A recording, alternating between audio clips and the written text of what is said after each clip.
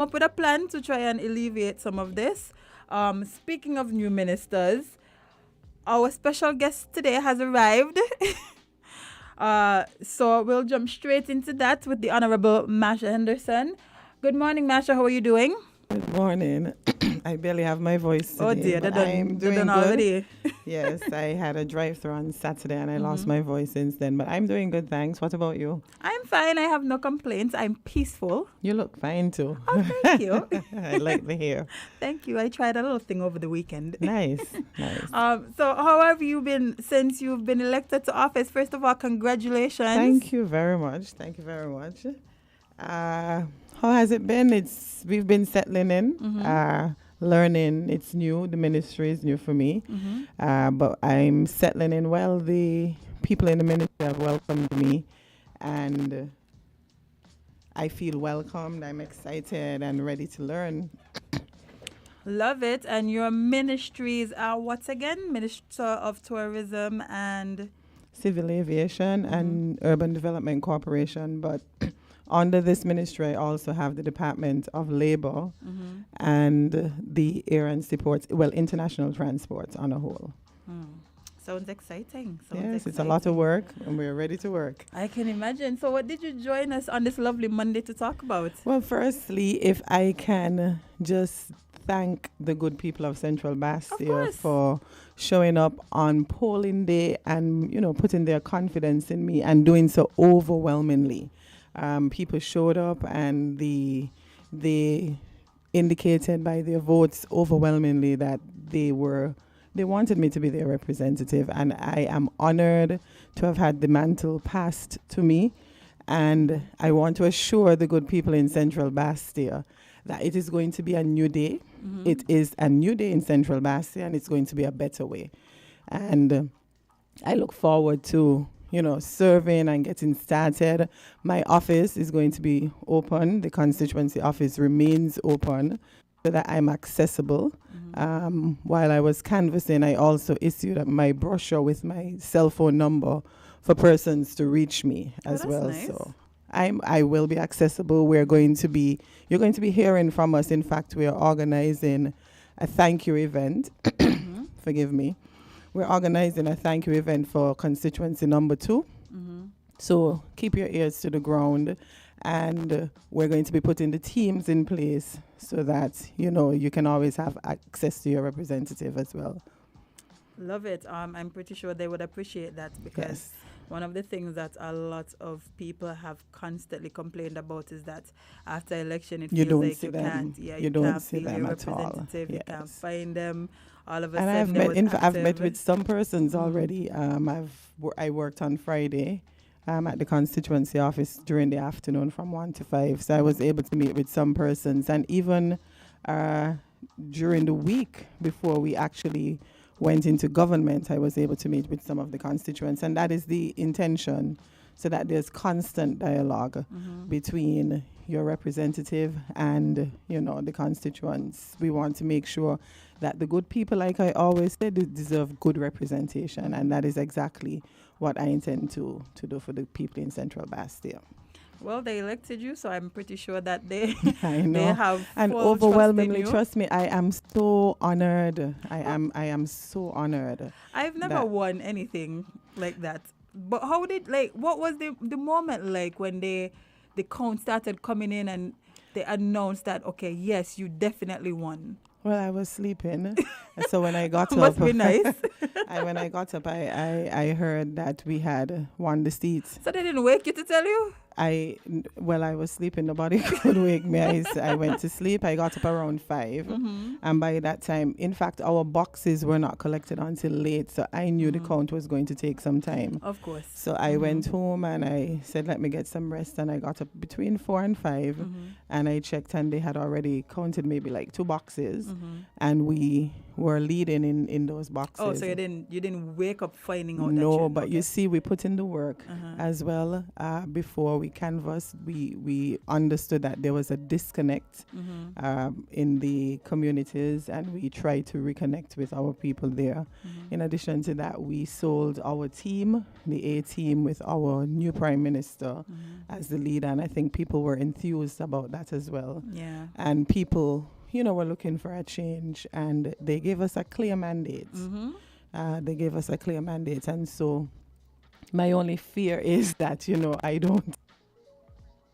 my only fear is that, I fall short, and I keep that in my mind every single day. Well, that I'm not elected just to be a minister in government, but the people hired me to be their voice in Parliament. And so we're going to be working on the issues that came up during the canvass, the issues of jobs, housing, and, all the other issues that continue to affect us in the Central Bastia communities. We are working on the solutions already, and you would be hearing from us. Well, the mere fact that you're already thinking about not trying to disappoint, yes, I think that speaks volumes. Yes, because it shows that you're not just thinking about, okay, I win, I fight. No, you do understand that you still have to do what you promised. Absolutely. And the people did give us a clear mandate. They elected us overwhelmingly, and we need to make sure we deliver for our people. Our people were suffering. I mean, I'm not campaigning anymore. We've passed that. We're now into governance. But clearly people were suffering. And, we need to deliver. That is true. And I'm pretty sure I keep saying on the radio that we should give you guys a chance. You guys are new. You guys just won office. Yes.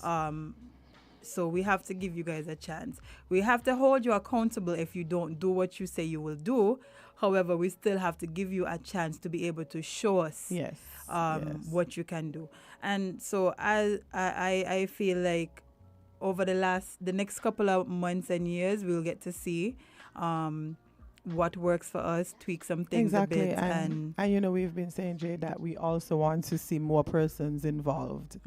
We've spoken about more women involved, more young people involved, and we're serious about that. So we want to see people coming forward. We're going to put the call out, and we want people to, come and get involved in helping to shape the policies, helping to shape your communities outside of the level of governance, even your community, and you can get involved there too. Some people say, no, we don't like the politics, we don't want to be you, but you can get involved on any level. Yeah, it's more than just the politicians and the politics. Exactly. I don't even know if it's about the politics. For now, it's about governance, and we want the young people to come forward. We want women. We want everybody. It's an all-inclusive approach. So when there's a call, you come forward. And if you don't even hear the call, you can volunteer and come forward. Yeah, you don't have to wait. Yes. Let's move the conversation forward a little bit.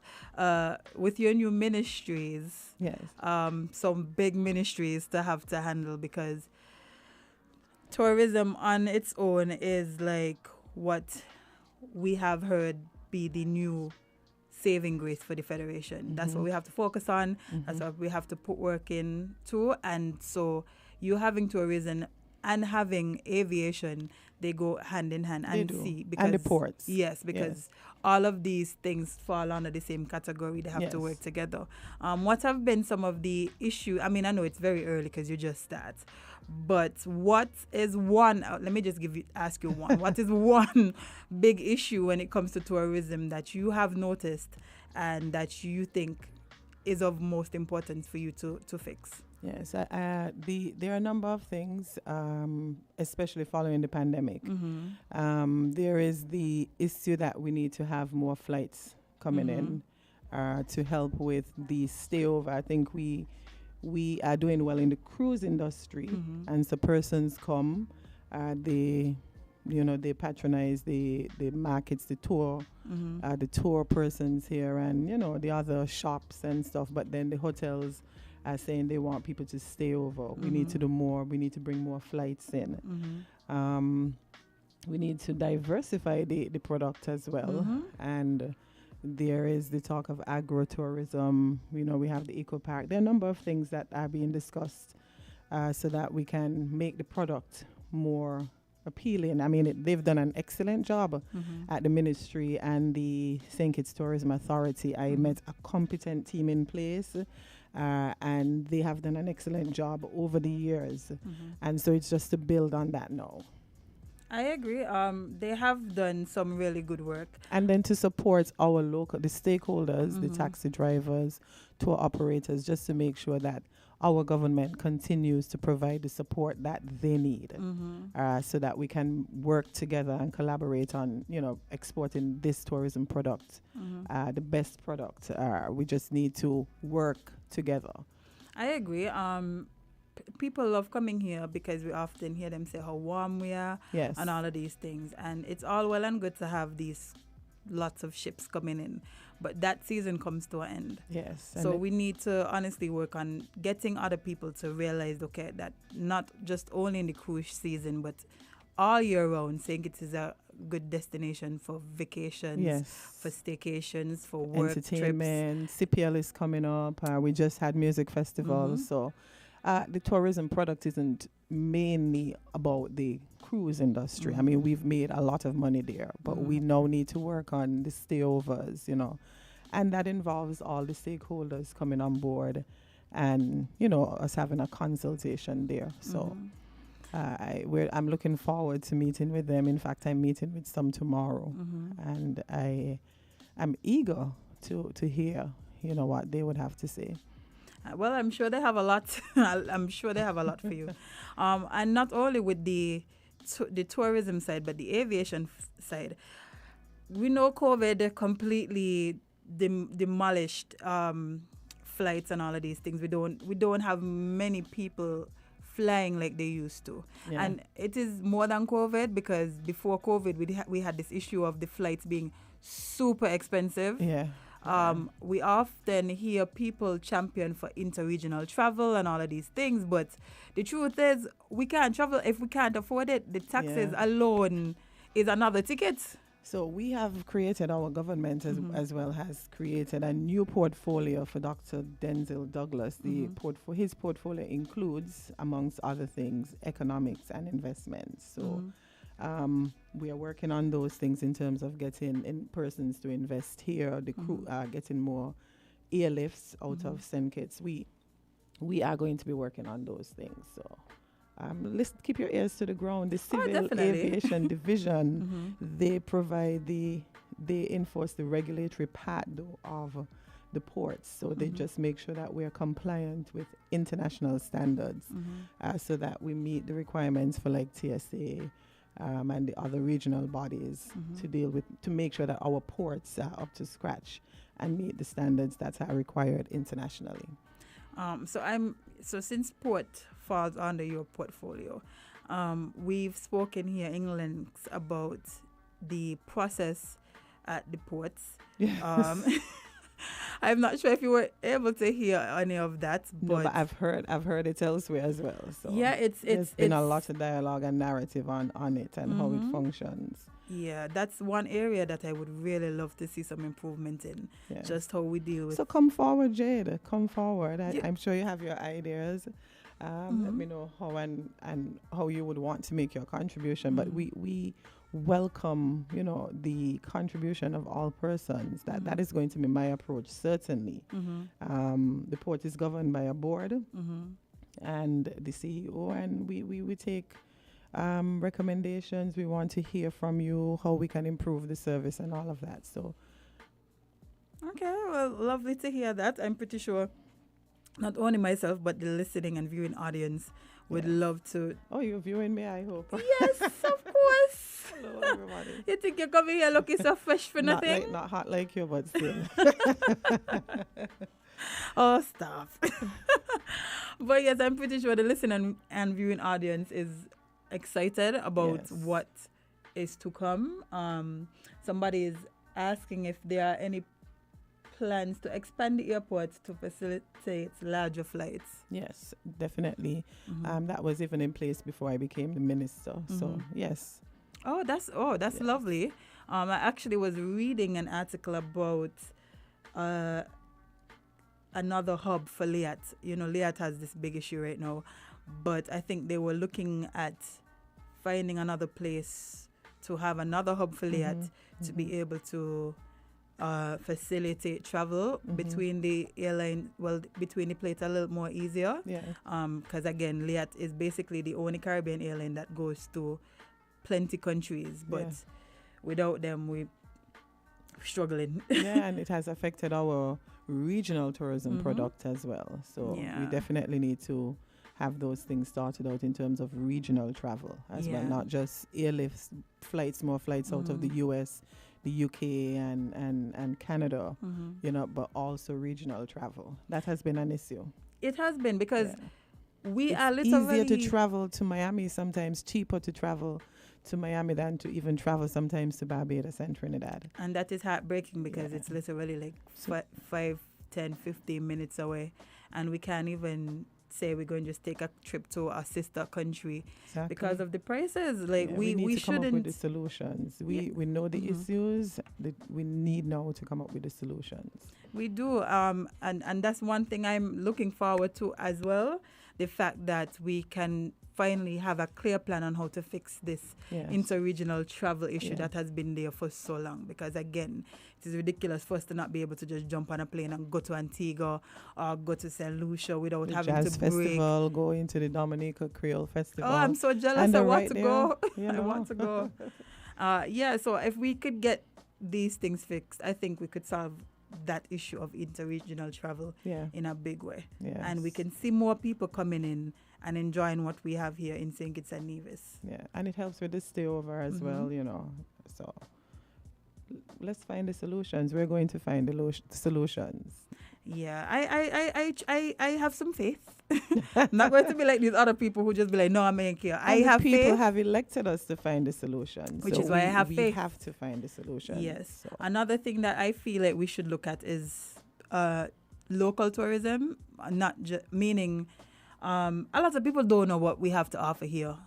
And I mean a lot of people who live here. Yes. Like they don't know what St. Kitts and Nevis has to offer them. They just feel like it's just, let's go to the beach, or let's go to a restaurant here and there for a birthday. But we have a lot of things happening. And we take it for granted. We take it. But you see, the thing is, the tourism product is an export. So it's something we create here, we market it, and we sell it overseas. So a lot of times, locally we take our own for granted, our own, you know, beaches, restaurants, as you say, and maybe sometimes the stakeholders don't necessarily cater for the local crowd. That is true as well. And that might be an issue, but there's the issue of, as you said, the local tourism, how we continue to educate our people about our own products and make it available to our people as well, as much as it's an export product. It's something we create and market and sell overseas so that people can come here.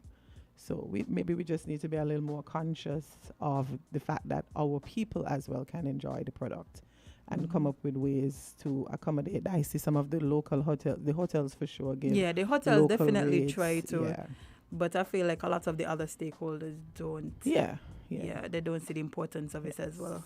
We're going to get there. I love how you're talking, you know. I love how you're talking. They're going to say that they want to be supported so that it can be beneficial for them to accommodate the locals, you know. So they are going to probably want more concessions and those things. But those are discussions we can have. But the Tourism Authority, it's my first week, so I'm still being literally your first week. Well, this is my second week, and I'm still, you know, being briefed and understanding. And I understand that there is a lot being done as well on the local level. Well, I love to hear it. Well, Marsha, unfortunately, I know time ran us out. Yes. I know you had a busy morning probably, so. And I just let me know when I can come again. Listen, you're always invited. Thank you for having me. Of the course. Experience is always a pleasant one. Aw, thank you very much. Where's Azam today? He is overseas. Okay. Yes, okay. He went to, after y'all work him out over this election period, he had to take a break. Some of us don't get to take the break. But we do not. We definitely do not. So he had to take a little break. But he will be back on Wednesday, I think, to join us. He should be back in studio on Wednesday. Okay, nice. Yes, but I am definitely You're doing looking a good job forward on your own, nonetheless. Oh, thank you. I'm trying my best. I have to hold on forth. You're doing a good job.